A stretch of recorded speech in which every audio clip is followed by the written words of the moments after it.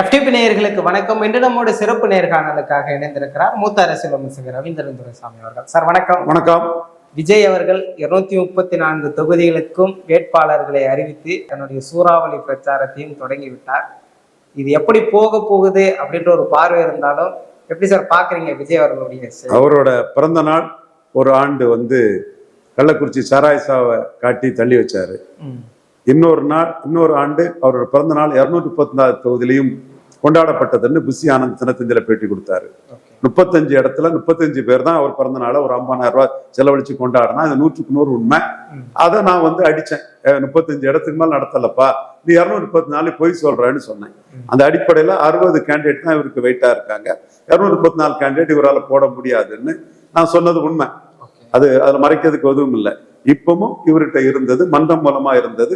விஜய்க்கு மனச்சாட்சிக்கே தெரியும் ஒரு 50-60 கேண்டிடேட் தான். அது தேரக்கூடிய கேண்டிடேட் ஒரு சிலர் தான். மீதி கேண்டிடேட் எப்படி போட்டாருன்னா கடைசி நிமிஷத்துல அதிமுகவுல டிக்கெட் இல்லாதவங்களை தான் போட்டாரு.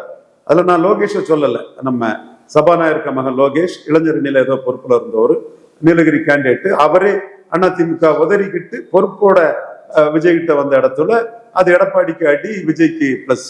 மற்றபடி செங்கோட்டையும் பதவி நீக்கம் செய்யப்பட்டவர் தான். அதே மாதிரி மீதி பெரும்பாலான நபர்கள் அதிமுகவில் புறக்கணிக்கப்பட்டவர் தான். தூசு மோகன் சிட்டிங் மாவட்ட செயலாளர் கேண்டிடேட் ஆயிருக்காருன்னு சொன்னா அது புறக்கணிக்கப்பட்டார் என்றாலும் கூட சிட்டிங் மாவட்ட செயலாளராக இருந்து இங்க வந்த பிறகு அவர் மாவட்ட செயலாளரை போடும்போது அந்த லோகேஷுக்கும் தூசி மோகனுக்கும் வெயிட் உயிர் உள்ளவங்க. மற்றவங்களெல்லாம் எடப்பாடி தூக்கி போட்ட பிறகு வேண்டான்னு பிசி போட்டதை தான் எடுத்து ஒரு 100-100க்கு மேற்பட்ட அதிமுக காரங்களை கேண்டிடேட்டா போட்டிருக்காரு. கரெக்டா பேசுறேன். தூசி மோகனையும் லோகேஷையும் அந்த லிஸ்ட்ல வைக்கல. மற்றவங்க எல்லாம் எடப்பாடி பிஎஸ் பாபெல்லாம் எடப்பாடி ஓரம் கட்டின பிறகுதான் பிரபுவா பாபுவா பாபு அவருக்கு தெரியல. எடப்பாடி ஓரம் கட்டின ஒரு ஆளைத்தான் அந்த இடத்துக்குள்ள அவரால் கேண்டிடேட்டா போட முடியாது. நாராயணன் நம்ம தம்பி தான், ரெட்டியார்பட்டி நாராயணன். அவரும் நாங்குநேரி டிக்கெட்டை அவரு ஒரு நாடார் விரோத நடவடிக்கை ஆட்டு நாங்குநேரில இருந்து அதிமுக ஒரு நாடார் எமர்ஜி ஆகக்கூடாதுங்கிற அடிப்படையில அவரு நாங்குநேரிய அமமுகவுக்கு ஒதுக்கின பிறகுதான் அங்க எம்எல்ஏ வந்த தம்பி நாராயணன் விஜய் கட்சியில கேண்டிடேட்டா சேர்ந்திருக்கிறார். தென் RS முருகன் அவரும் பெரிய செல்வந்தர் தான். இவரு இந்த மாதிரி நீங்க பாத்தீங்கன்னா பெரும்பாலான திருப்பத்தூர்ல இருந்து ஒருத்தர் கடைசி நிமிஷத்துல வந்ததுல இருந்து பெரும்பாலும் இவரு போட்ட கேண்டிடேட்ல மற்ற கட்சிகள்ல இருந்து வந்த ஒரு 100 பேரை தான் இரவல் வேட்பாளர்களை தான் தாவேக்கா கொள்கைகளை ஏத்துக்கிட்டாங்க. ஓகே. ஆனா எப்படி விஜயகாந்த் போட்டாருன்னா 214 வெளியே இருந்து போட்டது ஒரு 10 தான் இருக்கும்.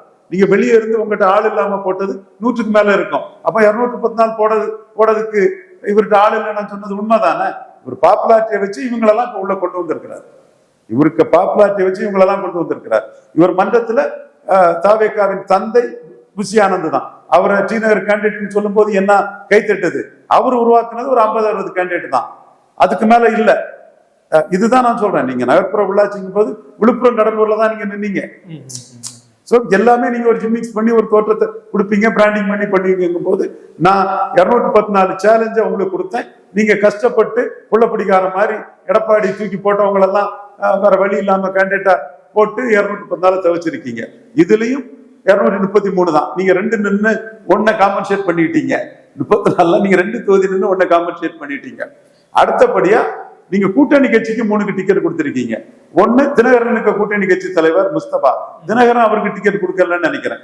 ஆனா நீங்க தினகரன் கூட்டணி கட்சி தலைவரா இருந்த முஸ்தபா பாய்க்கு ஒரு டிக்கெட் கொடுத்திருக்கீங்க. தினகரன் அவருக்கு டிக்கெட் கொடுக்கல. ஒரு செய்தி தொடர்பாளர் தான் வச்சிருந்தா. நீங்க டிக்கெட்டே கொடுத்துட்டீங்க. ஒரு முஸ்லீம் அமைப்புக்கு டிக்கெட் கொடுக்குறீங்க. இன்னொன்று சமூக நீதி முஸ்லீம் அமைப்பு KM ஷெரீஃபுக்கு டிக்கெட் கொடுத்திருக்கீங்க. இன்னொன்று ஜெகநாத் மிஸ்ரா 24 முறை தெலுங்கு செட்டியார். நான் அதை பாராட்டுறேன், வரவேற்கிறேன். அந்த சமூகங்களுக்கு ஒரு பிரதித்துவம் கொடுக்கணுங்கிறதுல என்னோட வரவேற்பு அதுல மனசார இருக்குது. பட் நீங்க அதை தாவேக்கா கேண்டிடேட் மாதிரி மோசடி ஆட்டும் அந்த 3 கேண்டிடேட்டையும் பண்ணிட்டீங்க. அப்போ அந்த 3 கேண்டிடேட்டும் மோசடி. ஒரு 100 கேண்டிடேட் எடப்பாடி கிட்ட வேண்டாணி கழிச்சு போட்டவங்களுக்கெல்லாம் நீங்க கேண்டிடேட்டை கொடுத்திருக்கீங்க. அப்ப 214 எங்க இருந்து போட்டுட்டீங்க? போட்டதை பாராட்டுறேன். ஆனா வேற வழி இல்லாம கைலாங்கட மாதிரி தானே போட்டிருக்கீங்க. சார், இதற்கு முன்பாக தாவேக்காவில் அறியப்பட்ட முகங்கள் அனைவரும் ஓரளவுக்கு சென்னைக்குள்ளே இறங்குறாங்க. எப்படி 234க்கு பிரச்சாரம் செய்ய போகுது தாவேக்கா அப்படின்னு ஒரு கேள்வி இருக்கு. இது எப்படி சார் பாக்க? இல்ல, அவரு பாப்புலர் நடிகர், அவரு வீடியோ போட்டே பிரச்சாரம் பண்ணலாம், நான் அதுக்குள்ள வரல. பட் மக்களை சந்திச்சாதான் மக்கள்கிட்ட மரியாதை இருக்கும். பிரேமலதா அம்மையாரும் விஜயகாந்தும் மக்களை நேர்ல சந்திச்சதுனாலதான் 2009ஆம் ஆண்டு 8 விழுக்காட்டுல இருந்தது 10 விழுக்காட்டுக்கு உயர்த்தினாங்க. மக்களை சந்திக்கிறத மக்கள் விரும்புறாங்க. ஜெயலலிதா 2009ஆம் ஆண்டு மக்களை கூட்டு வச்சு பேசுனதுனாலதான் 2 விழுக்காடு வாக்கு குறைஞ்சாங்க. 2 விழுக்காடு வாக்கு பிரேமலதா அம்மையாரும் விஜயகாந்தும் மக்களை சந்திச்சதுனால கூடுனாங்க. சீமான் மக்களை சந்திக்கிறதுனாலதான் வாக்கு விதத்தை கூட்டிகிட்டே இருக்கிறாரு. அவரா நேரடியா மக்களை சந்திச்சு மக்களோட உணர்வுபூர்வமா இன்டராக்ட் பண்றாரு. மக்கள்ல ஒருத்தனா இருந்து மக்களின் துயரங்களை கஷ்டங்களை பார்த்து அதை பேசுறாரு. இன்னும் சொல்ல போனா சீமான் 234 போட்டது சாய்ஸ். 234 அவருக்கு கூட்டணி ஆப்ஷன்ஸ் இருந்து அதை விட்டுட்டு தனிச்சுதான் போட்டின்னு அவர் உறுதியா போட்டது. விஜய்க்கு 234 போட்டது கம்பல்ஷன், வேற வழி இல்லாம புள்ள பிடிச்சு போட்டாரு. கூட்டணிக்கு ஆள் வருமா 117 சீட்டை காங்கிரஸ் கொடுக்கலான்னு பார்த்தாப்புல. பலன் நிரூபிக்காத விஜய் கிட்ட காங்கிரஸ் கூட்டணிக்கு வரல. அன்ட்ரஸ்டட் நாட் ப்ரூவ்டுன்னு நான் சொன்னது இன்னைக்கு நிலைச்சிட்டு இருக்குது. மே 4ஆம் தேதி தான் டெஸ்ட் எழுதி இவருக்கு என்னன்னு தெரியும்.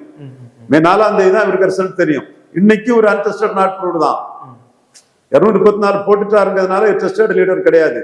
வேற வழி இல்லாம சந்தர்ப்பம் காரணமாட்டு கூட்டணிக்கு ஆள் வராம கடை விரித்தேன் கொள்வார் இல்லைங்கிற சூழ்நிலையில அடையாள அரசியலுக்காக 3 கட்சிகளை, 2 முஸ்லீம் கட்சிகளையும் ஒரு 24 மனை தெலுங்கு செட்டியார் கட்சிகளை வரவேற்கிறேன். 24 மனை தெலுங்கு செட்டியாருக்கு வாய்ப்பு கொடுத்ததை நான் வரவேற்கிறேன். என் கொள்கையில நான் இன்னைக்கு உறுதியா இருப்பேன். விஸ்வகர்மா சமுதாயத்தை சேர்ந்த இவரு புசி ஆனந்த பொதுச்செயலாளரை போட்டதை நான் வரவேற்கிறேன். அதே மாதிரி நேற்று இவரு பெருமாள் மணி அட்டவணை பிரிவு சமூகத்தை சேர்ந்த சகோதரர்கள் எல்லாம் கட்சி பொறுப்பாளர்களா இருக்காங்க, மாவட்ட செயலாளராக இருக்காங்கன்னாரு. சரி, என்ன இருந்தாலும் 117 மாவட்ட செயலாளர் இருக்காங்க.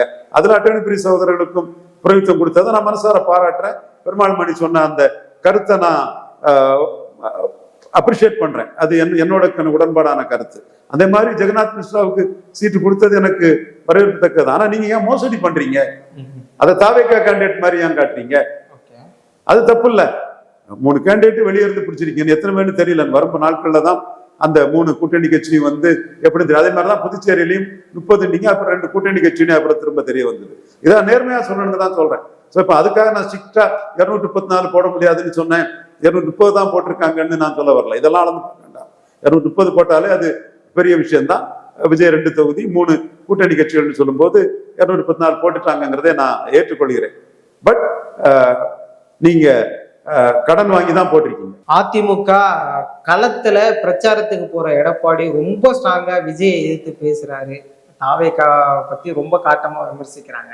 இது எப்படி சார் புரிஞ்சுக்கிறது? இது தும்ப விட்டுக்கிட்டு வாழை பிடிக்கிற கதைன்னு சொல்லுவாங்க. அந்த மாதிரி ஒரு பெரிய கட்சி வருதுன்னு சொல்லியிருக்க கூடாது.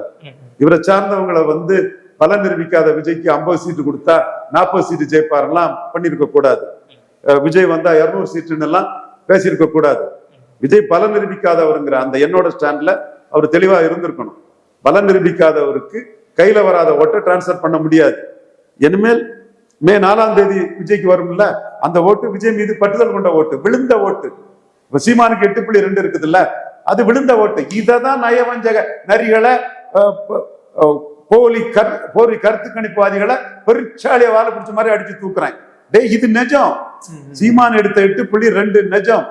விஜய்க்கு நிஜ ஓட்டு மே 4ஆம் தேதி தான் தெரியும். இத நீ அறிவு நாணயமற்று பேசிட்டு தெரியாத, எழுதிட்டு தெரியாதங்கிறதான் அடிக்கிறேன். அத பெருமாள் மணி ஒத்துக்கிட்டாரு. நேற்று இவரு நம்ம தம்பி செந்தில் ஒத்துக்கிட்டான். துப்ளக் இதயா ஒத்துக்கிட்டாரு.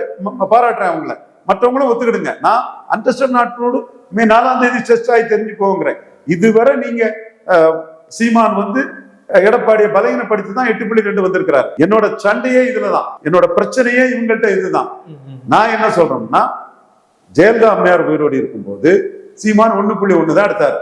இப்ப 8.2 எடுத்திருக்கிறார். எப்படி எடுத்திருக்கிறாருன்னா, ஸ்டாலினுக்கு கலைஞர் மாதிரி எதிர்ப்பு இல்லை. ஸ்டாலின் மேலதான் போயிட்டு இருக்கிறாரு. இப்ப அரித்மெட்டிக்ல 50 விழுக்காடோட இருக்காரு. தேமுதிக புதிய இவரு முபாரக்கு இவர் கட்சியில சேர்ந்த ஆட்கள் போபிஎஸ் எல்லாம் சேர்ந்து 50 விழுக்காடோட இருக்கிறாரு. என்ன வாக்கு வருதுங்கிறத 26ல பாத்துக்கலாம். எடப்பாடி பழனிசாமி ஜெயலலிதா 45ல இருந்து 41 குறையிறாங்க. இறக்கும் போது 41ல இருந்து விட்டுட்டு போன கட்சியை இன்னைக்கு 20ல வச்சிருக்கிறாரு. ஜெயலலிதா இறக்கும் போது சீமான் இருந்தது 1.1.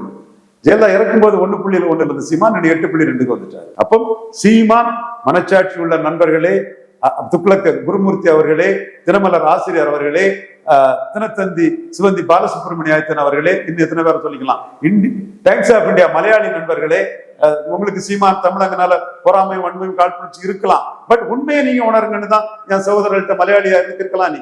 ஆனா உண்மையை உணருன்னு தான் உன்கிட்ட நான் கேட்கிறேன். அந்த உண்மையை நீ எழுதுன்னு தான் கேட்கிறேன். நீ நியாயமான உன்னை காட்டுன்னு தான் நான் உன்கிட்ட வர்றேன். இதுல சீமான் 2019 முதல் தேர்தலில் எடப்பாடி பழனிசாமியை பலகீனப்படுத்தினார். 2021 பலகீனப்படுத்தி 6.5 வந்தார். 2024 எடப்பாடி பலகீனப்படுத்தி 8.2 வந்துட்டார். அப்ப எந்த அடிப்படையில் பலவீனப்படுத்துறாரு? ஜெயலலிதா மறைவுக்கு பிறகு அதிமுக 2 ஜாதி கட்சி ஆயிடுச்சு. விளாட கவுண்டருக்கும் வன்னியருக்குமான கட்சி ஆயிடுச்சு. நான் பெனிஃபிஷரி காஸ்ட், பலன் இல்லாத ஜாதிகள். எடப்பாடிக்கு அதிமுகவில் பலன் இல்லாத ஜாதிகள். இப்போ பலன் இல்லாத ஜாதியில முதல் ஜாதியா நாடார் ஜாதி இருக்கிறான். எடப்பாடி ஜெயலலிதாவுக்கு அதிமுகவில் பலன் உள்ள ஜாதியாட்டும், எடப்பாடிக்கு அதிமுகவில் பலன் இல்லாத ஜாதியாட்டும் நாடார் ஜாதி இருக்கிறான். அப்போ எடப்பாடிக்கு அதிமுகவில் பலன் இல்லாத ஜாதிகளை பயன்படுத்தி சீமான் 8.2 வந்துட்டாரு. அது 2024 ரிசல்ட். அதற்கு பிறகு எடப்பாடி விக்கிரவாண்டி களத்துல நிக்கல, எடப்பாடி ஈரோடு கிழக்கு களத்துல நிக்கல. முந்தைய ஈரோடு கிழக்கு களத்துல 1 விழுக்காடு உள்ளாட்சியில இருந்த சீமான் தன்னோட பிரச்சார வலிமையால அனைத்து ஜாதிகளுக்கும் பொதுவான தலைவருங்கிறதுனால 6.3 விழுக்காடுக்கு உயர்ந்தாரு. முந்தைய ஈரோடு கிழக்கு களத்துல அண்ணாமலை கூட சேர்ந்து பாஜக கூட இருந்த எடப்பாடி பழனிசாமி 30 விழுக்காடுல இருந்தவர். அவர் வெள்ளாள கவுண்டர், செங்கோட்டை வெள்ளாள கவுண்டர், மாவட்ட செயலாளர் வெள்ளாள கவுண்டர், கேண்டிடேட் வெள்ளாள கவுண்டர், 4 வெள்ளாள கவுண்டர்களை முன்னிறுத்தி 5 விழுக்காடு ஓட்டு 2000 ரூபாய் கொடுத்தும் குறைஞ்சார். அதனால எடப்பாடி பழனிசாமி இந்த ஈரோடு கிழக்குல நிற்காம சீமான் கிட்ட பலகீனப்படுவோங்கிறத மறைக்கிறதுக்கு 24க்கு முன்னாடி பலகீனப்பட்ட சூழ்நிலையில மீண்டும் 24க்கு பிறகு ஆற்றல் அசோக்குமார் 23 விழுக்காடு எடுத்திருக்காரு. சீமானுக்கு கேண்டிடேட் 8.3 எடுத்திருக்காரு. சீமான் 5 விழுக்காடு காசு கொடுக்காம உயர்ந்து நம்ம காசு கொடுத்து 5 விழுக்காடு குறைஞ்சா அது சீமான் கொங்கு மண்டலத்திலே நம்மளை பலகீனப்படுத்திட்டாருன்னு வந்துருங்கிறதுக்காக அவர் களத்தை விட்டு ஓடிட்டாரு. அது போல சீமான் திமுகவும் அதிமுகவும் காங்கிரஸ் பாஜகவின் ஊதுவிடல்கள் ஒட்டுண்ணிகள் தொங்கு சதைகள் சொன்னாரு 2024. ஐயா எடப்பாடி பழனிசாமி ஐயா அவர்களும் என்ன சொன்னாங்கன்னா காங்கிரசும் பாஜகவும் நாட்டுக்கு தேவையில்லாத அணின்னு சொன்னாப்புல. இப்போ ஐயா பாஜக கூட கூட்டணி சேர்ந்திருக்கிறாரு. 4 விழுக்காடு பலத்துக்கு தான் சீட்டு கொடுத்திருக்காரு. அது அவரோட டஃப் பார்கெனர். ஆனா நீங்க 24ல சொன்ன நிலைப்பாட்டுல இருந்து நீங்க மாறிட்டீங்க. சீமான் மாறல. மனச்சாட்சி உள்ளவன், நேர்மையானவன், ஒரு நீதி நியாயத்தை பேசக்கூடியவன். நீ மலையாளியா இருந்துட்டு போ, தெலுங்கு சோதரனா இருந்துட்டு போ. இதை நீ எழுதணுமா வேண்டாமா? ஏன் கில்லிங் சைலன்ஸ் பண்ற? நாளைக்கு சீமான ப்ரெடிக்ட் பண்ணு, நீ என்ன வேணாலும் எழுது. துக்ளக்தியாட்ட கேட்கிறேன், இதை நீங்க பதிவு பண்ணுமா வேண்டாமா? துக்ளக்தியா இதை சொல்லிட்டாரு. என்ன சொன்னாருன்னா மே 4 தான் விஜய் டெஸ்ட் ஆகி என்ன ரிசல்ட்ங்கிறது மே 4 தான் தெரிவிட்டார். ஓகே, நானும் அதுல ஒன்னும் டிஸ்பியூட் பண்ணல. அன்டெஸ்டட் நாட் ப்ரூவ்டு என்னங்கிறத மே 4 பார்த்துட்டு போவோம். நான் அதுக்குள்ள ஒன்னும் நம்பர்ஸ் சொல்லல. இதுவரை சில மைனஸ்களை சொல்றேன் விஜய்க்கு, ஆனா நம்பர்ஸ் என்ன வரும்னு சொல்லல. நம்பர்ஸ் சொல்றவன் சொல்லு. ஆனா சீமான் எடப்பாடியை பலகீனப்படுத்தி தான் வளர்ந்திருக்கிறாருங்கிறதும், எடப்பாடியோட வெள்ளாள கவுண்டர் வன்னியர் அல்லாத பறையர் தேவேந்திர குல வேளாளர், செங்குந்தர், உடையார் போன்ற பல சம்பவங்கள், வண்ணார் நாவிதர் குயவர், முத்தரேர் யாதவர் போன்ற சம்பவங்கள் எடப்பாடியால பலன் இல்லைன்னு நினைச்சுதான் சீமான் கிட்ட போறாங்கிற உண்மையும், அதனாலதான் சீமான் 1ல இருந்து 8.2க்கு ஒவ்வொரு தேர்தலும் எடப்பாடி பழனிசாமி பலவீனப்படுத்தி வந்திருக்காருங்கிறதும், அதே சூழ்நிலையில எடப்பாடி பழனிசாமி பாஜகவை எதிர்த்த நிலைப்பாட்டுல இருந்து மாறிட்டாருன்னும், சீமான் பாஜகவை எதிர்த்த நிலைப்பாட்டுல திமுகவும் காங்கிரஸ் ஊழல்னா அதிமுகவும் பாஜக ஊழல் தான் 4 வரையும் சேர்த்து அடிக்கிறாருங்கிறதையும் யாரும் மறைக்க கூடாதுங்கிறது தான் என்னோட ஒரு கேள்வி. நீங்க கற்பனையா ஏட்டு சுரக்காயா மே 4ல பலம் தெரியக்கூடிய விஜய வச்சு கற்பனாவாதத்தை பண்ணி ஆதவர்ஜுனா ஜானாரிக்கன் சாமி பண்டிங்ல பொய்யும் பொருட்டுன்னு சொல்லி நிரூபிச்சவன நீங்க, அது எடப்பாடி பழனிசாமி நிரூபிச்சவன உண்மையை மறைக்க கூடாதுன்னு நான் சொல்றேன். என்கிட்ட நியாயம் இருக்கு, உண்மை இருக்கு. இப்ப இதை தெளிவா எக்ஸ்போஸ் பண்றேன். இதுல மனச்சாட்சிக்கு விட்டுறேன். நீ மலையாளியா இருந்துட்டு போ, ஆனா மனச்சாட்சி உள்ளவனாரு. நீ மலையாளியா இருந்துட்டு போ, மனச்சாட்சி உள்ளவனாரு. மனச்சாட்சி உனக்கு இருந்துன்னா இந்த உண்மையை ஒத்துக்கிட்டு நாளைக்கு நீ ப்ரெடிக்ட் பண்ணு, அது உன் உரிமை. நீ தெலுங்கு பிராமணனா இருந்துட்டு போ, ஆனா மனச்சாட்சி உள்ளவனா இருந்துட்டு போ.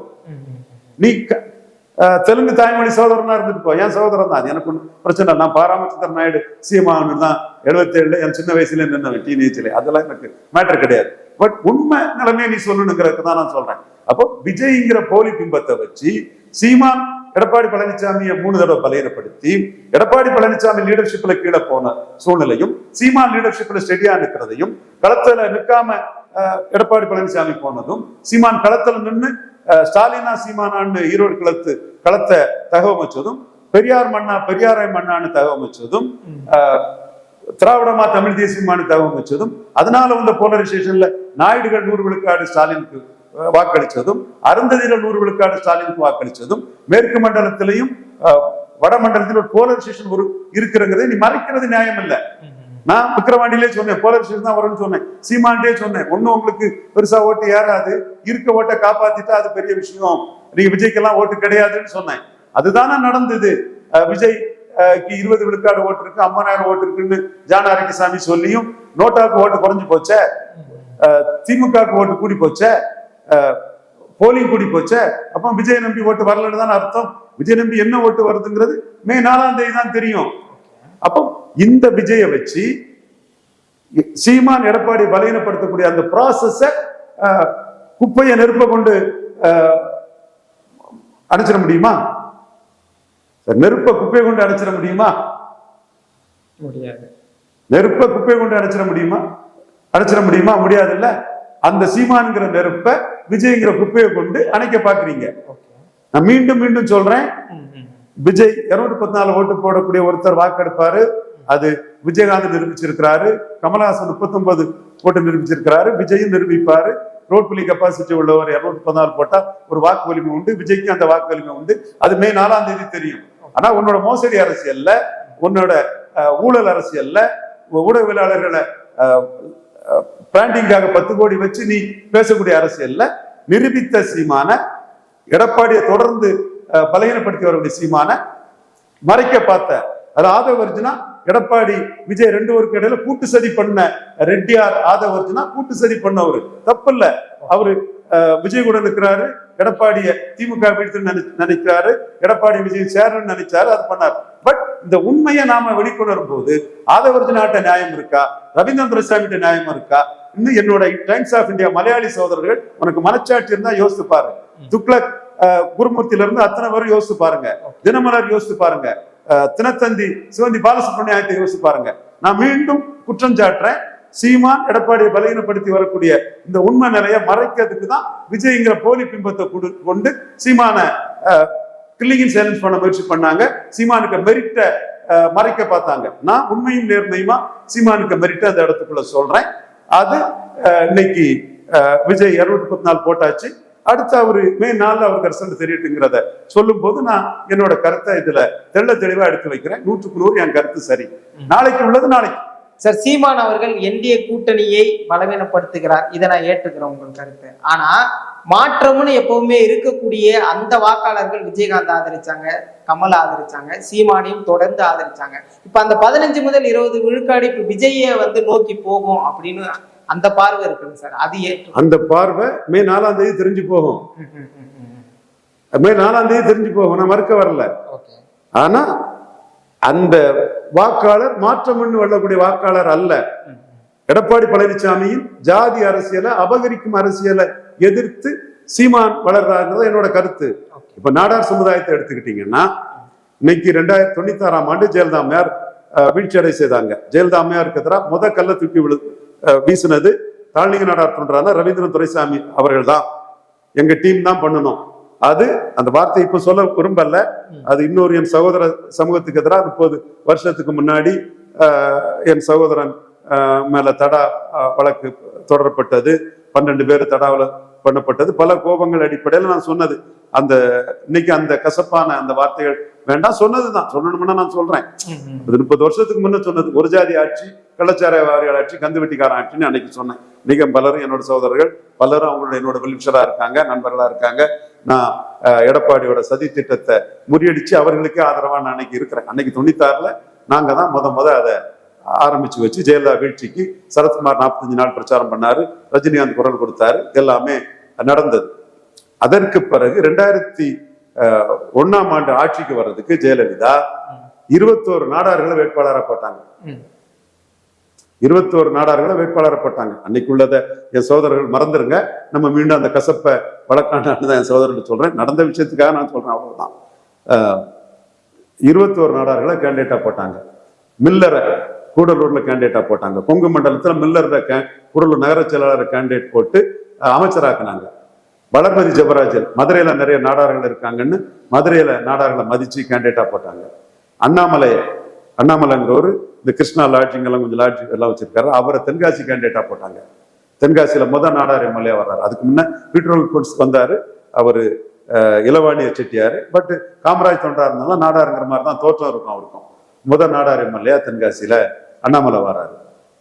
அம்பாசமுத்திரத்துல ரவி அண்ணா ஏற்கனவே இருந்தாரு. சக்திவேல் முருகன் ஒரு பெரிய கபடி பிளேயரை நாடார ஜெயலலிதா அம்பாசமுத்திரத்துல கேண்டிடேட்டா போட்டாங்க. சிறுவைகுண்டத்துல ராஜாமாள், தூத்துக்குள்ள ராஜாமாள்னு ஒரு கேண்டிடேட்டை போட்டாங்க. சிறுவைகுண்டத்துல சண்முகநாதனை போட்டாங்க. நடேசன் பால்ராஜை நாங்குநேர்ல போட்டாங்க. நடேசன் பால்ராஜ் நாங்குநேர்ல போட்டாங்க. அதுக்கப்புறம் ஒரு கச்சாரன் இந்து ரிலிஜியஸ் சாரிட்டி என்டோமெண்ட் இல்ல மாணிக்கராஜ நாங்குநேர்ல போட்டாங்க. இப்படி ராஜேந்திர பிரசாத்தை பத்மநாபபுரத்துல போட்டாங்க. இப்படி அவரு தமிழ்நாடு ஃபுல்லா 21 நாடார் சமூகத்தவரை அதிமுக அணியில கேண்டிடேட்டா போட்டாங்க. இன்னைக்கு எடப்பாடி பழனிசாமி நாடார் ஓட்டு வராதுன்னு 10 நாடார் கூட இன்னைக்கு கேண்டிடேட் இல்லை. ஜெயலலிதா 21 நாடார கேண்டிடேட்டா போட்டாங்க. மீண்டும் எழும்பி வர்றதுக்கு சரத்குமார் நாடார் ஓட்டை 96ல நமக்கு எதிராக திருப்பிட்டாரு, அடிச்சுட்டாருன்னு சொல்லும் போது ரவீந்திரன் துரைசாமி முதல் குரல் கொடுத்து நாடார்களை ஓகே, அது நாம சகோதர சமூகத்துக்கு எதிராக தான் நம்ம பண்ணணும். அது பிறகு யாதவர்கள், வெள்ளாளர், தேவேந்திர வெள்ளாளர் எல்லாத்தையும் நம்ம திருப்பி இது பண்ணோம். அதற்கு பிறகு 2006ஆம் ஆண்டு வரும்போது கூட ஜெயலலிதா அம்மையார் 2006ஆம் ஆண்டு தோல்விக்கு பிறகு 11ஆம் ஆண்டு வரும்போது கூட சரத்குமாருக்கும் எர்ணாவூர் நாராயணனுக்கும் 2 டிக்கெட் கொடுத்து தான் அந்த அரசியலை ப்ரோ நாடாரா தான் ஜெயலலிதா அம்மையார் பண்ணாங்க. அதுக்கு பிறகு ஜெயலலிதா அம்மையார் லாரன்ஸ் நிறைய நாடார்கள் அமைச்சராகவும் நாடாருக்கு பிரதித்துவம் கொடுத்தும் அது தேவர் பிளஸ் நாடார்னு ஒரு பொலிட்டிக்கல் காம்பினேஷனை உருவாக்குனாங்க. இப்ப சவுத்துல எடப்பாடி கிட்ட எந்த ஜாதியும் இல்லை. தேவர் ஜெயலலிதா அம்மையாருக்கு பேக்கிங் கம்யூனிட்டியா இருந்தாங்க. 21 நாடார்களை கேண்டிடேட்டா போட்டு பிடிஆருக்கு எதிராக வளர்மதி ஜெபராஜன் ஒரு கிறிஸ்தவ நாடார் போட்டாங்க. அவங்க காக்கா தேக்காவில இருந்தவங்க தான், குமரியாமி கட்சியில இருந்து வந்தவங்க தான். பட் அதிமுக ஜெயலலிதாவை நம்பி வந்ததும் அவங்களை கேண்டிடேட்டா கொடுத்து அவங்களை அமைச்சராட்டம் ஆக்குனாங்க. அப்படிப்பட்ட ஒரு அரசியலை பண்ண ஜெயலலிதா கட்சியில இன்னைக்கு ஜெயலலிதா பேரை சொல்லி ஒரு ஆன்டி நாடார் பொலிட்டிக்ஸ எடப்பாடி பழனிசாமி பண்றாரு. நான் அந்த இதுல தலவாய் சுந்தரம் நம்ம நண்பர் தான், அவர் பெரிய ஆர்கனைசர், அதிமுக முகமா கன்னியாகுமரி டிஸ்ட்ரிக்ட்ல இருக்கிறார். அவருக்கும் ஒரு பாதிப்பு வரக்கூடிய அளவுக்கு இன்னொரு டிக்கெட் வாங்கி ஒரு நாடாருக்கு அவர் டிக்கெட் கொடுக்கல. அதுக்கு குற்றம் சாட்டப்பட வேண்டியது எடப்பாடி பழனிசாமியை தான். அதே மாதிரி நெல்லை மாவட்டத்துல நாங்குநேரியில நடேசன் பால்ராஜ் வெற்றி பெற்று அறநிலைத்துறை அமைச்சராக இருந்த அந்த நாங்குநேரியில இவங்க இன்னைக்கு அந்த தொகுதியை கூட்டணி கட்சிக்கு எடப்பாடி தள்ளி விட்டுட்டாரு.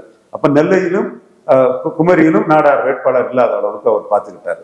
21 சீட்டு போட்டு அதிகாரத்தை இழந்த ஜெயலலிதா எழும்பி வரும்போது நாடாருக்கு முக்கியத்துவம் கொடுத்தது.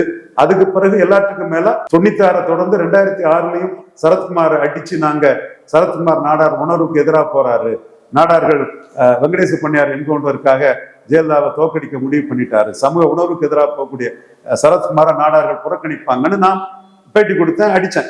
என் கருத்து இந்த சமூகத்துல நின்றுச்சு. அதுக்கு பிறகு இவரு வைகுண்டராஜன் வந்தாரு. அண்ணே சிவந்தியாதித்த என்ன சரத்குமார எல்லாத்தையும் தோக்கடிச்சிட்டீங்களேன்னாரு. நேர்மையா சொன்னார். மிகப்பெரிய தொழிலதிபர், நேர்மை இருந்த அவர்கிட்ட. நான் சொன்னேன், அண்ணே அப்படின்னு இஷ்யூஸை இந்த சமுதாயத்துல சொன்னேன், நாடார்கள்ட்ட இஷ்யூஸை சொன்னேன்.